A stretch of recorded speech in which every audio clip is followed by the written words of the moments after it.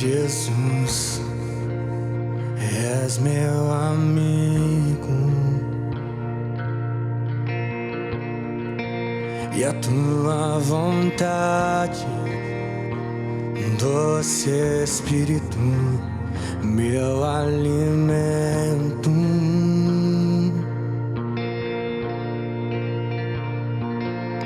Sem ti não há valor em mim, sou como um vaso de barro, pronto a ser quebrado, para ser o que queres de mim. A tua presença és tudo que eu preciso. A tua presença é meu maior valor, atrai o meu coração, atrai o meu coração. És tudo que eu quero.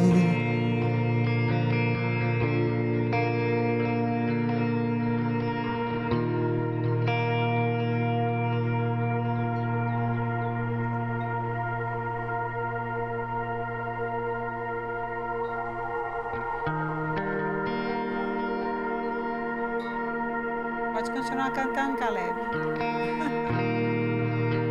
Atrai o meu coração. Eu posso te tocar. La, la, la, la, la, la, la,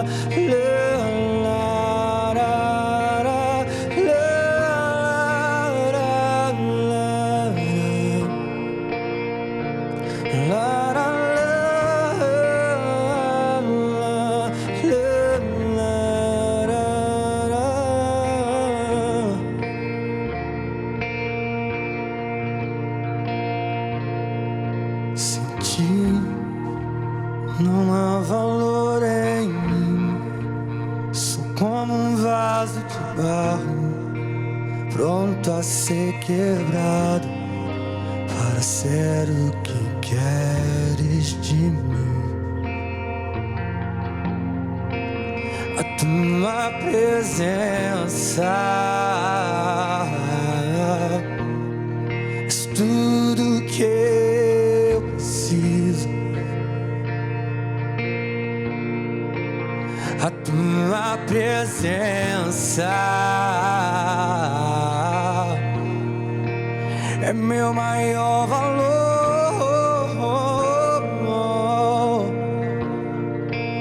atrai o meu coração,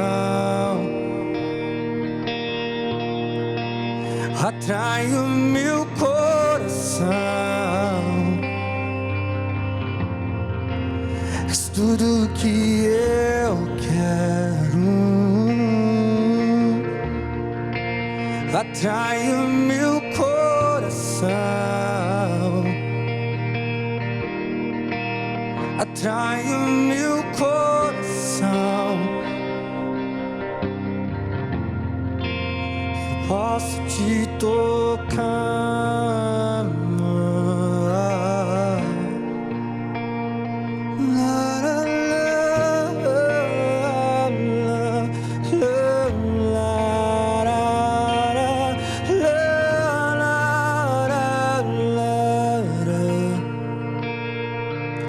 La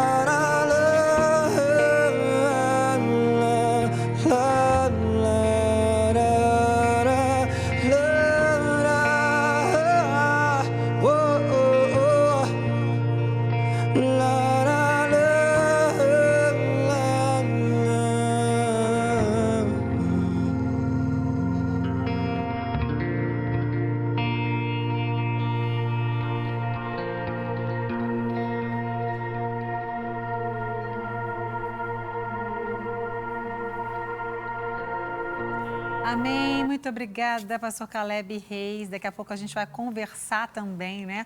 O pastor Caleb está aqui no programa de hoje também para conversar com a gente sobre o Halloween. Mas antes da gente falar do Halloween, nós vamos falar sobre uma comemoração maravilhosa que sempre temos, né? Dia 31 de outubro, nós celebramos a Reforma Protestante, né? 501 ou 2 anos já? 500 e... foi 1517? 2. Então, a gente está fazendo 502 anos. A gente vai saber mais do pastor Renato Magno da Silva, como os cristãos têm se posicionado diante da reforma. Ou alguns nem sabem bem o que significa, ou pensam que sabem, ou não se posicionam. Bom, são muitos questionamentos e a gente está aqui com o pastor Renato para aprender um pouco mais e a conversar. Todos os anos a gente fala sobre esse assunto aqui no programa e é sempre muito bom levar informação para você. Mais uma vez, muito obrigada. Uma honra ter você aqui, pastor Renato. Prazer todo meu. Obrigada. Prazer Tinha um todo tempo meu. que a gente não se via, né? Não, muito Muitos tempo. A última anos. vez que eu estive contigo aqui foi falando sobre 15 de novembro, proclamação da República. Ah, então tem muitos Faz muito anos, tempo, verdade. faz muito tempo. Que bom, mas é um prazer ainda mais falar sobre esse assunto tão instigante, tão tão desafiador, tão importante. gostoso e tão importante, né? Que é a Reforma Verdade. Protestante.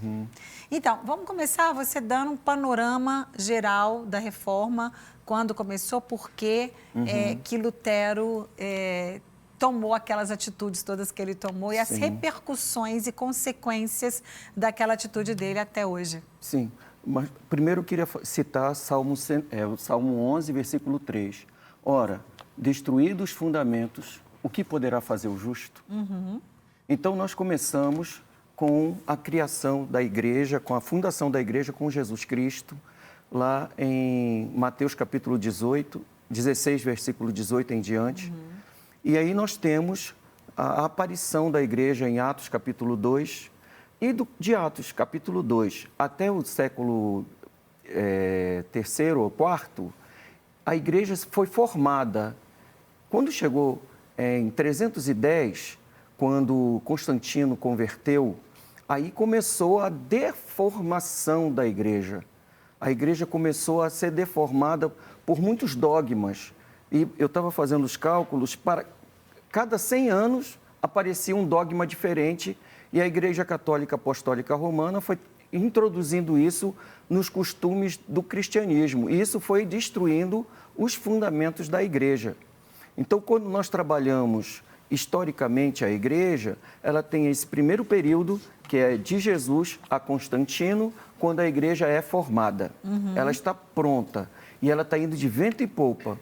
Constantino convertendo, aí nós temos 1000 anos, quando a Igreja Católica Apostólica Romana, através dos papas, através dos seus padres, através de uma comunhão com a filosofia grega, né, através de Tomás de Aquino, eles começam a ter, então, uma vigência maior de tirar a estrutura da igreja, fazendo com que a igreja deixe de ser formada para se tornar deformada. Não é? Então, eu preciso lembrar que não foi só Martinho Lutero que começou isso, né? Eu tenho John Wycliffe, eu tenho John Hus, que são homens que também começaram a batalhar 100 anos antes de Martinho Lutero. Martinho Lutero, ele foi o único que teve coragem de debater com a Igreja Católica Apostólica Romana. E na Dieta de Worms, quando ele foi convidado pela igreja para ir lá e se retratar, quero dizer, para negar tudo que ele tinha falado, e pelas 95 teses que ele tinha colocado na porta do castelo de Wittenberg, na Alemanha, ele disse: não, vocês podem me cortar em 1000 pedaços. Cada pedaço meu vai dizer que eu continuo acreditando que a igreja precisa de uma reforma, que a igreja precisa mudar. Então, foi o único que deu realmente, como a gente diz, né, a cara a tapa mesmo, e foi para a luta mesmo. Né? Tanto é que depois da Dieta de Worms, ele teve que ser raptado, colocado num castelo bem protegido para não ser morto. Né? Sim. E aí ele conseguiu fazer com que... Ele traduziu a Bíblia do latim para o alemão e foi o primeiro livro a ser impresso por Gutenberg, foi a Bíblia, né? E aí ele conseguiu espalhar a palavra de Deus por toda a Alemanha naquela época. Com certeza. A atitude de Lutero, a gente sempre fala, as pessoas falam historicamente, muitas pessoas até conhecem, mas é uma atitude importantíssima que faz com que a gente relembre o que a própria Bíblia nos diz para a gente confiar Justamente. só no que a Bíblia diz, né? Verdade. No que a palavra de Deus diz. Verdade. E a gente está vivendo hoje um tempo, não é, pastor Renato, em que as pessoas às vezes falam de muitos livros, de muitas teorias, de muitas filosofias, mesmo cristãos. Verdade. E muito menos da Bíblia. Verdade. Então, eu preciso fazer uma outra reforma. Sim. Não é como você começou dizendo, uma reforma pessoal, individual. Né? Cada um olhar para si e falar, peraí, como é que está a minha vida? Minha vida está baseada na religião, no que a religião diz, no que a igreja diz ou no que a Bíblia diz? Justamente. Né? Eu acredito piamente que, em relação a hoje, a igreja ela precisa urgentemente voltar aos somentes que os reformadores falaram. As 5, né? As 5. A igreja precisa voltar para Cristo. A igreja precisa voltar para as Escrituras. A igreja precisa voltar urgentemente a dar glória a Deus. E eu não estou falando de igreja assim, a instituição. Eu estou falando da igreja, o corpo de Cristo. Este corpo que não precisa de colocar dentro dele o entretenimento, que não precisa de colocar mais nada, porque Cristo basta. Cristo é suficiente para a igreja. Não precisamos de outras filosofias, nós não precisamos de outra coisa, porque a Bíblia ela é nosso alimento, é a palavra que sai da boca de Deus para o seu povo. Então, nós precisamos voltar à fé genuína. Então, são os 5 solas que Martinho Lutero, John Wycliffe e os outros, Calvino, todos eles pregaram para ter a reforma. Eu, particularmente, acredito que a igreja precisa, cada um precisa de uma revolução. Sim. Hoje é uma revolução. Com certeza. Trabalhar na sua própria ideologia para não dar brecha às outras coisas, porque Jesus está voltando. Com certeza. Vamos falar então das solas, que são somentes, né? Isto. Que são as 5 teses, as 5 teses mesmo, né? São Na verdade, 5 fundamentos. São fundamentos. Teses são 95 teses, são 5 Verdade. fundamentos da reforma protestante. A gente tem ali na nossa tela sola fide, né? Que é somente a fé. Somente a fé. A palavra sola, ela é latina, é latim e significa somente. Somente a fé. Eu não preciso de bengala, eu não preciso de moletas, eu não preciso de objetos, eu não preciso de nada, eu só preciso acreditar. Eu gostaria de desafiar todos os que estão me ouvindo a ler João, o Evangelho de João, capítulo 6. Jesus fala não sei quantas vezes, crê em mim, crê em mim, crê em mim, confia em mim. Quem não comer da minha carne, não beber do meu sangue, não tem parte comigo. Isso chama-se fé. Hebreus capítulo 11, versículo 6, diz que é impossível agradar a Deus, mas todo aquele que acredita que Deus existe, Deus se torna galardoador. Deus não quer mais nada a não ser que você acredite nele. Sim. Sola fide. Só a fé, somente a fé. Bom, vamos para o número 2, então, para o segundo pilar, né? Sola Scriptura, ou somente a Escritura. As Escrituras. O próprio Jesus falou em João capítulo 5 para os fariseus, vocês examinam as Escrituras porque vocês julgam ter nela a vida eterna, mas eu tenho a vida eterna. A Escritura é tudo para nós, é importante para nós. Paulo, ele reafirma uma coisa muito interessante, que é capítulo 4 de Filipenses, versículo 8, quando ele diz, finalmente, irmãos, tudo que é verdadeiro, tudo que é respeitável, tudo que é puro, se alguma virtude há, se algum louvor existe, seja isso que ocupe o vosso pensamento. Então, o que deve ocupar o vosso pensamento? É a palavra de Deus. Sim. A nossa mente tem que ter a palavra de Deus, e eu quero garantir para você que você tendo a palavra de Deus na sua mente, não vai atrapalhar o seu comércio, não vai atrapalhar o seu casamento, não vai atrapalhar a sua vida espiritual, não vai atrapalhar a sua alegria, não vai atrapalhar suas emoções, não vai atrapalhar a sua saúde, não vai atrapalhar nada. Porque durante a Contra-Reforma, deu a entender e surgiu um ditado que quem lê a Bíblia fica doido. E quem fica doido, quem está doido é quem não lê Bíblia. Eu queria dizer isso. Pelo contrário, né? Quem lê a Bíblia, quem estuda a Bíblia, se você obedecer a palavra de Deus, você não vai errar na escolha do casamento, você não vai errar nas decisões da sua empresa, você não vai errar no caminho, porque é o caminho, né? Então, você vai saber qual é o caminho, que é Jesus, e que Jesus era o verbo que se fez carne. Então, a palavra de Deus, quando a gente se alimenta da palavra de Deus, ela é o pão, que é o próprio Jesus que nos sustenta, que nos fortalece, que nos dá vida, né? Quer dizer, a palavra de Deus, a Escritura, e a Escritura. Existem religiões cristãs, eu já vi até um líder muito famoso no Brasil, né, da religião cristã, dizendo que a religião dele está acima da Bíblia. Não.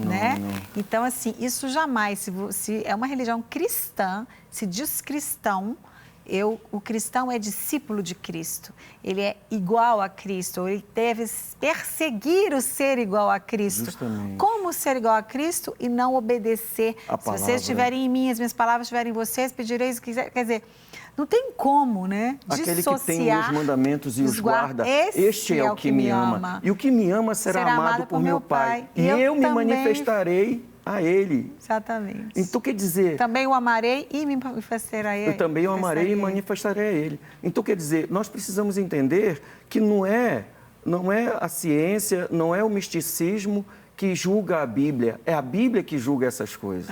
A Bíblia é acima de tudo. Sim. Acima da religião. Com certeza. Né? Inclusive, seria até bom dar um toque nesse conceito da palavra religião que está tão desgastada.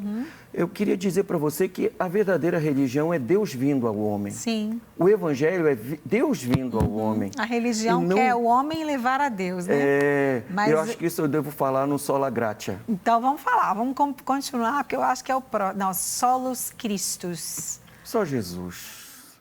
Nós temos até esse ditado, né? É só Jesus. É verdade. Quando a gente está assim, achando que a coisa não tem mais jeito, é só Jesus na causa. Eu vou dizer uma coisa para você, viu? É verdade. Na igreja, para nós cristãos, só Jesus. Só Jesus. Não, você não precisa de outra coisa. Aquele que tem sede, vem a mim e beba. Aquele que beber da água que eu lhe der, jamais terá sede. Então, nós não precisamos de luzes, nós não precisamos de música, nós não precisamos ser atores, nós não precisamos de pastores show, nós não precisamos de culto show, nós não precisamos disso. Jesus, ele é o tudo.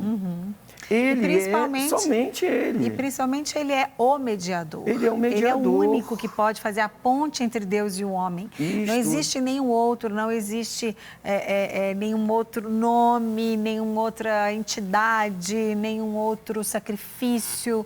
Porque às vezes o homem, quando ele acha que ele vai fazer sacrifícios, ele vai fazer oferendas, ele vai fazer... rituais, obras. Então, ele se coloca no lugar de Jesus, né? E anula o sacrifício de Jesus. Porque ele está fazendo, é ele que está fazendo. Mesmo cristão, eu recebi isso porque eu orei muito. Porque eu jejuei muito. Você não sabe quantas vezes eu li a Bíblia. Isso são obras. Isso anula o serviço de Cristo, o trabalho de Cristo. A gente tem que fazer isso mesmo. E nós temos que orar, ler Bíblia, jejuar. Sim. Com certeza. Para nós, né? Principalmente. Para ter misericórdia de nós mesmos, né? Isso é um trabalho na nossa própria carne. Com certeza. Mas saber que o nosso fundamento é Cristo. E não pode ser lançado outro fundamento sobre aquele que já está posto. É verdade, com certeza. Não podemos. Sabe, deixa isso começar aqui, ó. Tudo começa aqui. Deixa Jesus influenciar o teu espírito, as tuas convicções. Deixa Jesus ser Jesus. Deixa Ele ser a pedra angular. Amém. Somente Jesus. Isso. E vamos para a quarta, que é a sola gratia, somente a graça. Não é somente a liberdade de você fazer o que você quiser. Graça não significa isso. Graça significa aquilo que eu comecei a falar sobre a questão da religião. A religião não é o homem indo até Cristo. Por exemplo, Adão e Eva pecaram. Foram eles que foram até Deus ou Deus voltou até eles? A religião. Deus viu que foi quebrado ali uma comunhão. Então, quem foi que foi lá restituir? Quem foi lá religar? Deus. Caim. Quem foi que conversou com Caim, apesar de Caim ser tão desobediente? Deus. Quem foi que foi até Noé para poder mudar o mundo daquela situação toda? Deus. Então, quem foi que veio aqui porque nos amou de tal maneira? Deus. Sim. Então, Deus, Ele é que faz a religião. É o contrário dos 10 mandamentos. Nós precisamos ir até e fazer os 10 mandamentos. No Evangelho que nós vivemos, é Deus vindo até nós e nos proporcionando graça para que nós pudéssemos ser o que Ele quer que sejamos. Sim. E fazer o que Ele quer que façamos. Com certeza. Graça é aquilo que a gente recebe sem merecer. Sem né? merecer. E a salvação, principalmente, a maior Justamente. manifestação da graça de Deus, porque nós não merecemos, não somos salvos pelas obras, por méritos, mas pela graça, mediante a fé, que foi o primeiro que a gente citou. Justamente. Então, é mediante a fé. Se eu tenho fé, eu recebo a salvação pela graça, sem merecer, porque eu sou pecadora, mereço a morte. Mas por Cristo, que morreu no meu lugar, através da fé, eu recebo de graça a salvação. A pergunta que eu fiz, quando eu entendi a graça, foi, quer dizer então que eu só preciso crer? Porque a nossa mente foi tão trabalhada com a ideologia da obra, que a gente tem que fazer alguma coisa para merecer alguma coisa, que nós fomos trabalhados para poder serem trabalhadores até da obra espiritual. Então, nós precisamos entender que é só crer, é só confiar, é acreditar no que está escrito em Efésios 2:8. Pela graça sois salvos, mediante a fé. Isso não vem de vós, é dom de Deus, não de obras, para que ninguém se glorie. Que delícia, né? A gente falar os versículos de cor. Vamos para o último, então, até porque o pastor Renato, infelizmente, precisa ir embora, né? Já? Vai nos deixar daqui a pouco, não agora, mas a gente vai para o último fundamento, que é soli Deo glória, somente a Deus glória. É aquilo que está escrito, nós falamos no final, né, no versículo 9 do capítulo 2 de Efésios. Não de obras, para que ninguém se glorie. Deus, Ele é poderoso para fazer infinitamente mais do que pedimos ou pensamos, conforme o poder que em nós opera, a Ele toda glória. Então, você só é um bom pai porque Deus te fortalece, então a glória é de Deus. Você é um bom patrão porque você tem Deus te dando força. Você só é um bom empregado porque Deus te está dando força. Sim. Você só é um bom pastor porque Deus te dá força. Então, a glória é de Deus e Ele não divide a glória dele com ninguém. A nossa salvação, a nossa redenção, a nossa santificação, toda a glória é sempre dele, nada na vida de nós. Todas as áreas. Exatamente. Se eu sou bom falando, é porque a glória é de Deus, não é minha. Com certeza. Bom, pastor Renato, muito obrigada por ter vindo. Que pena que o nosso tempo acabou, né? É verdade. Mas muito obrigada. Tenho certeza que a gente falou com muita intensidade aqui, apesar do pouco tempo. E deu para todo mundo entender que nós precisamos, cada um de nós, olhar para si e ver como é que está a nossa vida e fazer essa revolução, voltar para esses 5 pilares. Verdade. Se a gente tiver realmente baseada a nossa vida cristã sobre esses 5 pilares, nós também.